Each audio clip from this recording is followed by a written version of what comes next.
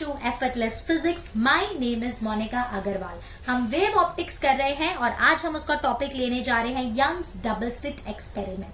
Basically interference बहुत बार आपने ये वर्ड सुना होगा, बट ये इंटरफेरेंस होता क्या है वो आज हम समझेंगे. तो यहाँ पे हमने क्या किया है, ये हमारा एक मेन सोर्स है.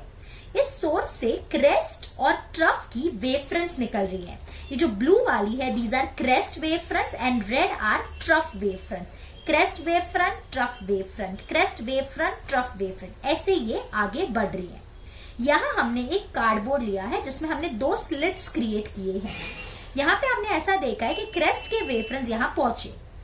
जैसे ही ये S1 और S2 पे पहुंचे, they will behave like a secondary source of light according to Huygens principle and they will emit their own light. यहाँ पे हमने स्क्रीन रखी है. The distance between the sources and the screen is denoted with capital D and the distance between these two sources are denoted with small d. अब सवाल आता है, हमने क्यों एक ही सोर्स के दो सोर्स में स्प्लिट किए, क्यों हमने दो अलग अलग सोर्स नहीं यूज किए? To obtain a steady interference pattern, यानी हम चाहते हैं एकदम प्रॉपर इंटरफेरेंस पैटर्न हमको मिले, तो उसके लिए दोनों सोर्स कोहेरेंट होने चाहिए. कोहेरेंट का मतलब they should have same frequency and their phase difference should be either 0 और कांस्टेंट. तो अगर हम दो अलग अलग सोर्सेज यूज करते हैं तो ये कंडीशन सेटिस्फाई नहीं होती.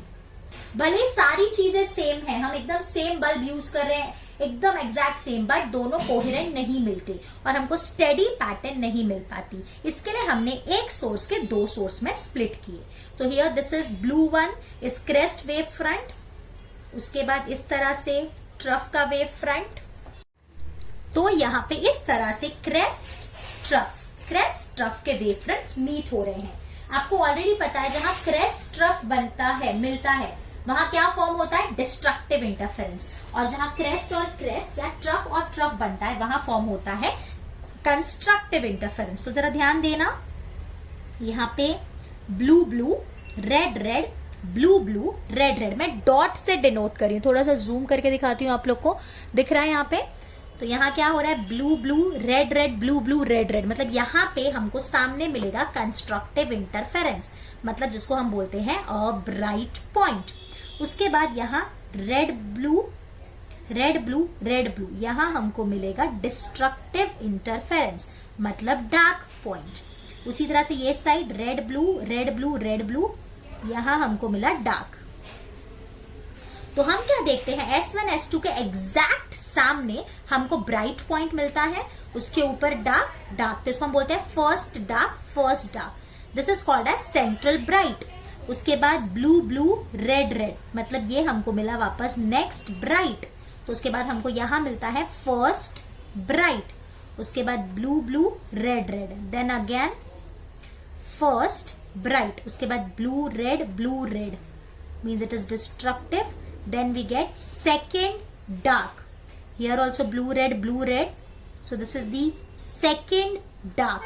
तो इस तरह से हमको स्क्रीन पे एक पैटर्न दिखती है जिसमें हमारे पास ब्राइट डार्क होता है. सेंटर में हमको क्या मिलता है, ब्राइट, उसके बाद डार्क, उसके बाद ब्राइट, उसके बाद dark, means consecutive bright dark हमको यहाँ पे मिलते हैं. तो ये जो है, इसको मैं नंबर दे देती हूँ 0. उसके बाद ये फर्स्ट को नाम दिया 1, उसके बाद इसको 2, उसके बाद इसको 3, उसके बाद 4 एंड सो ऑन. यहाँ क्या होगा, सेकेंड डार्क के बाद सेकेंड ब्राइट. तो एक चीज मैं आपको एमसीक्यूज के लिए बता रही हूं, सुन लेना.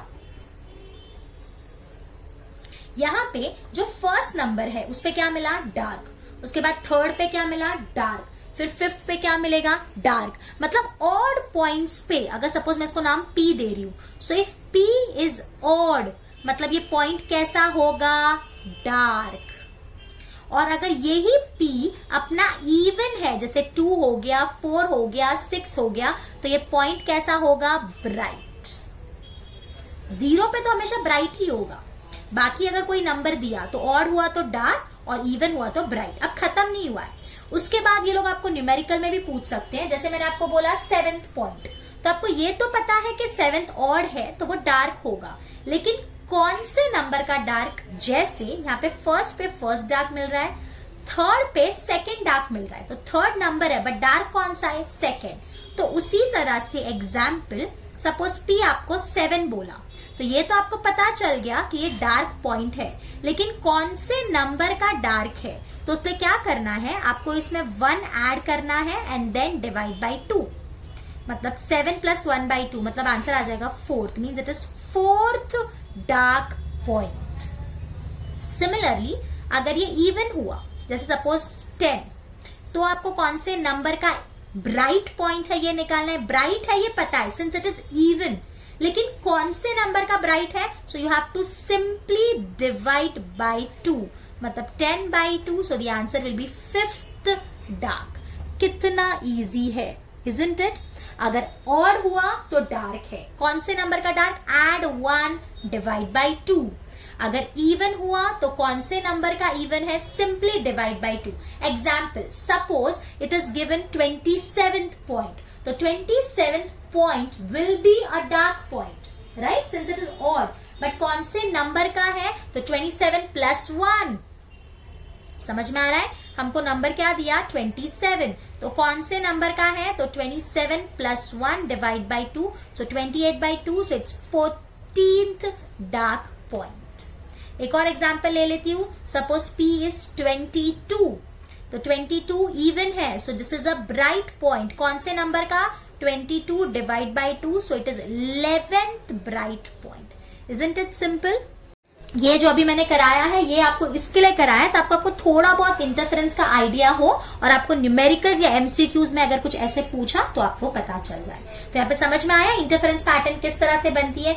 यही जो पैटर्न स्क्रीन पे बनती है यही है हमारी इंटरफेरेंस पैटर्न। सेंट्रल में ब्राइट, उसके बाद फर्स्ट डार्क, फिर फर्स्ट ब्राइट, फिर सेकेंड डार्क, फिर सेकेंड ब्राइट, फिर थर्ड डार्क, फिर third bright. I hope it's clear.